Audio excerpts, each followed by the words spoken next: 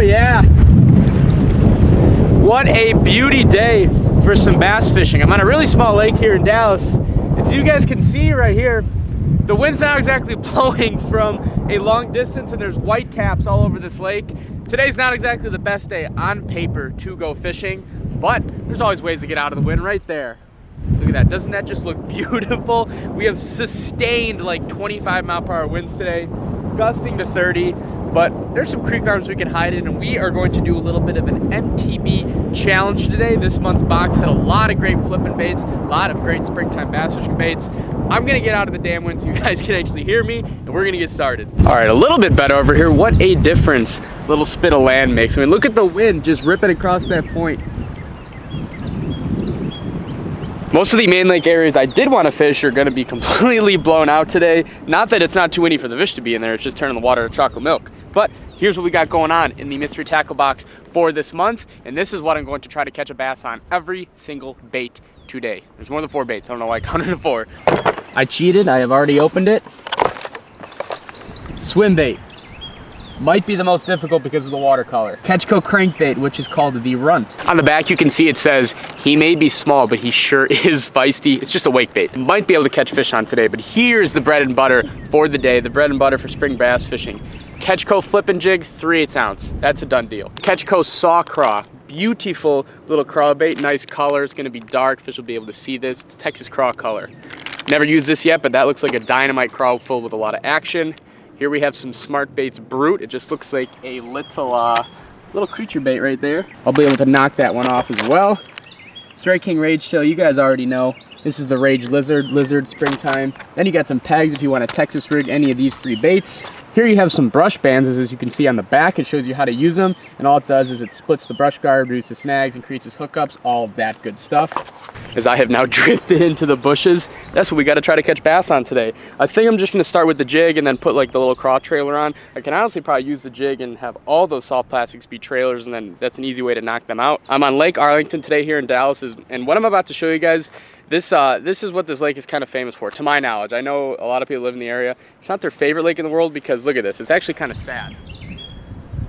The lake is just absolutely filled with trash and garbage. I mean, it's in the middle of DFW, the giant metro area, and I mean, everywhere you're gonna go on the bank, you're gonna find trash like that.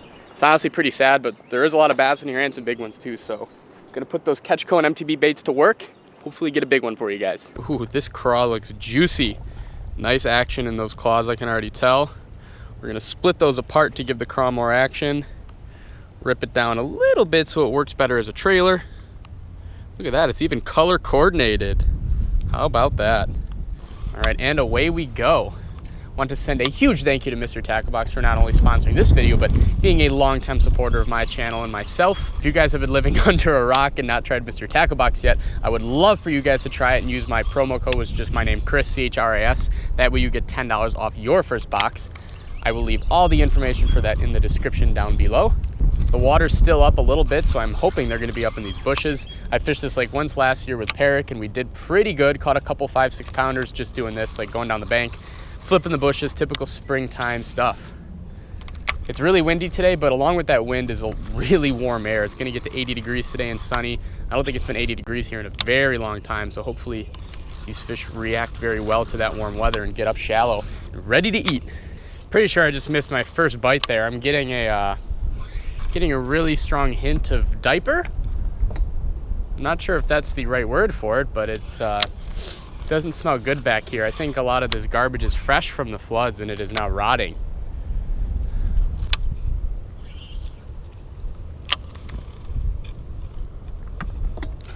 There's one. Yes. All right. Jig done. He didn't even really bite it. He just kind of latched on. Okay, only took about a half hour and we got our first flip fish right in the roof of the mouth. Thank you, jig. Thank you, saw craw. See, kind of a disgusting lake, but pretty fish. This is what I assume to be a little male. You can see he's kind of beat up a little bit right there. I think that might have been his bed in the bush. Maybe his bed, maybe he's just guarding. All I know is I just knocked off the jig and the saw craw. So now what do we have next? What do we have next on our list? Just gonna put another trailer on here.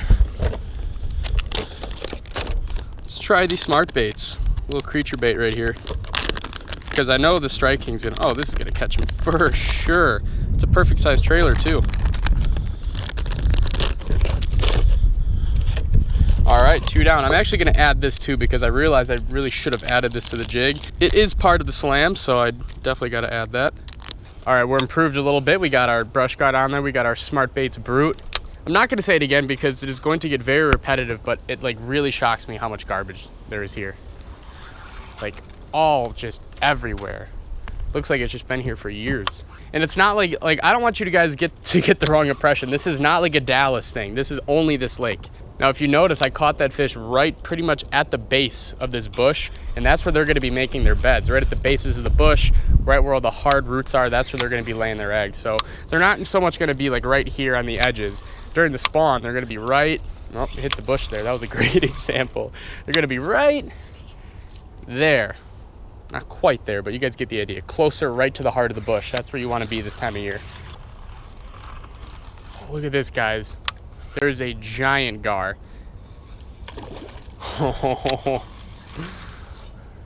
Almost thought that was a 10-pound bass for a second. It got my heart beating. There's tons of gar in here. There's turtles everywhere. Maybe there's another bass or two in here. Oh, look at, there's freaking huge gar everywhere. I could snag them super easily if I wanted. This is like a bow fisherman's paradise in here. All these gar are really big. If I was just looking to do some bow fishing, this is the perfect spot for them. There's like really big gar everywhere and they're right on the surface sunning, so they would be very easy targets. I mean, if you can get 5 yards from him right on the bush and he doesn't even move, I would hope you'd be able to get him. Shocking moment right now. I believe I see, what is a bed? Next to a car seat. Nope, that wasn't a bed. That was just another piece of garbage, which is next to a car seat. Oh my God. This area is even worse. Blows my mind. No wonder why the fishing sucks right now. Yeah, you think in the springtime, oh look, I see a light spot right up on the bank. It must be a bed. No, that's what looks to be like an old table. So I was wrong. That's pretty much it for the good bushwater. I honest to God expected to be able to catch at least like 5 or 6 fish flipping all these bushes. That has not been the case. I've caught 1 fish, maybe had 2 bites, but it's been very, very, very, very, very, very poor. So I'm gonna try to go to these main lake areas that I know are better and should hold more fish, but I'm not expecting to be able to fish those very effectively at all. So I'm gonna try, show you guys actually how windy it is on that main lake. Try not to get my boat blown into some bushes. And then, I mean, if I can't do that, then I'm gonna have to switch lakes to try to continue the challenge. So I just did something extremely dumb. That boat right there might have just saved my life, to be quite honest with you guys. As you can see, I'm absolutely soaking wet.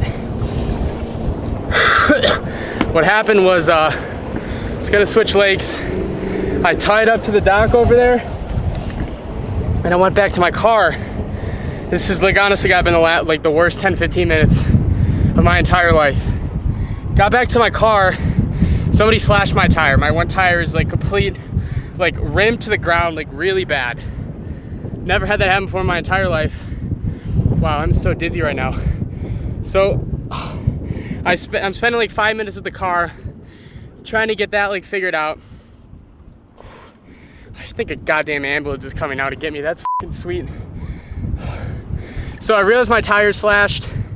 I'm dealing with that. Spent way too much time there. Usually I tie the boat up, go get the car quick. The boat's not roped up for more than a minute. Well, with these extreme winds, my rope knot came undone and the boat was floating away. So like, oh damn it, there's people fishing at the pier. I'm like, well, this sucks, so I gotta do it. I jumped in the water. The water's 57. And like, it was freezing. It was a shock at first, and I was swimming and I was swimming. I swam for like a good minute. And then I realized I was not gonna catch up to the boat. Like, I wasn't gonna catch up to it. I was just gonna keep swimming more and more out in the lake in bigger waves. In the very last buoy over there, I got close to the buoy and I stopped on the buoy and I grabbed onto it and I was like yelling at the people on the dock that watched me jump off and I was talking to. And I just yelled, help, I can't make it. The boat that just saved me, they were having troubles at the pier. couldn't get their boat started. So I like yelled out like, if they can get it started, if they can get to me and it can't like get fixed again, my boat works, like I can go back. So basically I was like, I'm completely out of breath, I'm like really dizzy, like my clothes were so baggy, like they were weighing me down. That really scared the hell out of me. I was thinking, like, as I was swimming to the boat, I was like, oh my God, like this is how people die, like this is how people drown. This was the dumbest decision. I was pissed as hell that my tire got slashed. I wasn't thinking right, and I just jumped in the water. Like if there wasn't another boat around, nobody's gonna come jump in the water to get me in those dangerous conditions. Who would have known how much I would have, who knows how long I would have had to sit on that buoy. That was so dumb. Now my car, all my doors are still open. I gotta go show you guys the tire. Holy shit. At least I'm okay, at least I'm fine. So there's a fire rescue. I'm like really dizzy, I need to sit down for a second. There's my slashed tire, the reason I made that dumb mistake in the first place. I mean, it's like, the tire was completely fine, and it is just totally screwed. I'm gonna change clothes and sit down for a second, because I'm like dizzy, I have a headache. So this has been about a 2-hour ordeal. One of the most frustrating, like crazy experiences of my entire life. Like just the wheel, like forget the fact that I had to get rescued out on the lake and potentially could have died out there. These last 2 hours, 2 incredible gentlemen helped me. Ramino, who just brought the jack over, and Paul. Paul, you saved my life today. So what happened was, we were messing with this tire underneath here. There's the spare tire. We were messing with it for, like, I was messing for it with 45 minutes, and I was pretty damn clueless. Paul came over here and saw that I was a little clueless. He has one of these, you have a GMC truck, right? He has a Chevy truck as well, so he kind of knows how these spares go. But you see, my truck's not from Texas. My truck is from Illinois. We have what's called rust on our trucks, and they're from 2003. And that wheel, like that whole the drop-down assembly was just terribly rusted. It was not coming down at all. So we basically got to the point where we brought the, we took a jack, we brought the tire up, we filled up with a little bit of air. We wanted to see how bad the flat was. And there was like a really good puncture in it, and the air was just ripping out, like really bad. So Paul was kind enough to drive me to a discount tire, a good, like, it was only like 1.5 miles away. Bought a new tire, and we should be good now. My boat is not floated away. This has been just an absolute whirlwind of a day, but you always got to stay positive and pay it forward and help people in need, right, Paul? That's right, that's right. That's right. That's the one thing to take away from the day. I could have sobbed, sulked, quit, like I could have done a bunch of stuff, but there's always kind people in this world that are willing to help you out. Anytime you see someone like struggling with anything, definitely be sure to pass it on, pay it forward, and try to help them out to the best of your abilities, and it will come back around. The disasters are over, it's all over. The boat's on the trailer, the car is working fine, but I wasn't gonna leave Lake Arlington quite yet without something else going wrong. I think I need to just like lock myself in a room for 24 hours and not come out. Like, there is so much line caked on my motor right now. I somehow got this bobber and all this super thick line around my prop in the last, oh, it's all coming out at least. No, not really. That happened in the like 10-15 yard boat ride from the dock to my boat. So I think it's just not my day, and we're gonna go back to the house and just hide in a room and do nothing, touch nothing, so nothing can go wrong the rest of the day. Bella, are you happy I survived? You happy I survived? I realized on that day I did a very poor job of updating you after I turned the camera off of the boat ramp. I basically just got back to the Guggen house, talked with Flair and Justin about the day I had, and then that was kind of it. Now, I don't want you guys to think I'm making this video as like, oh, like poor me. I don't want you guys to think I'm complaining. I do want to bring a little light to the situation because I think there's things to learn from this day, and there's things I definitely learned. Number one, something I have to clear up because I didn't really say it in the moment when I was on the boat so scatterbrained. When I originally jumped off the pier, my boat was maybe only 15-20 yards away from the pier. I've had to jump and get my boat before, but it was different. You know, it was summertime, the water was warmer, there wasn't like gale force winds blowing the boat away, and I jumped, I swam for the longest time, I exhausted myself. I thought I could catch up with the boat, and I'm not Michael Phelps. I learned that very quickly.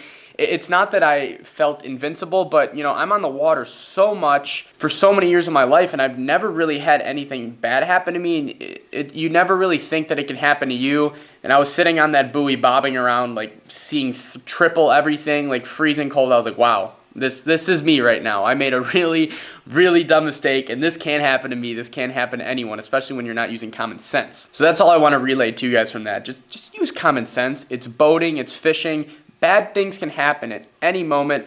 I was not using the best judgment in the slightest. I should have just looked at the pier, saw the boat was floating away really fast.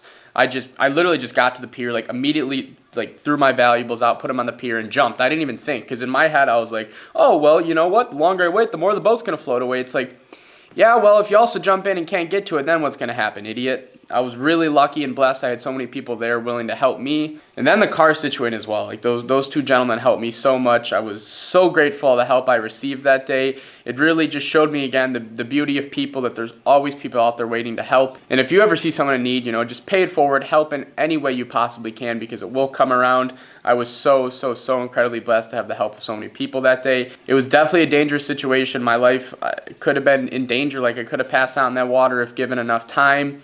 You never know what could have happened, so I'm very glad I'm safe, and I definitely learned from the situation to use my damn common sense on the water. Now it's just about a week later. I am at home in Chicago. I have one more Texas bass fishing video for you guys, but I've been bass fishing a really long time now, the last couple weeks. So I'm going to switch it up a little bit. The north is just starting to warm up. All the ice is freezing, and there's plenty of good bites to be had. I'm meeting up with a couple buddies from college in a couple days, and we're going to do some river fishing. It's just going to be a very fun time the next couple weeks now that the north is finally warming up. As always, thank you guys so much for watching. Thank you for your time, and stay tuned for the next couple videos.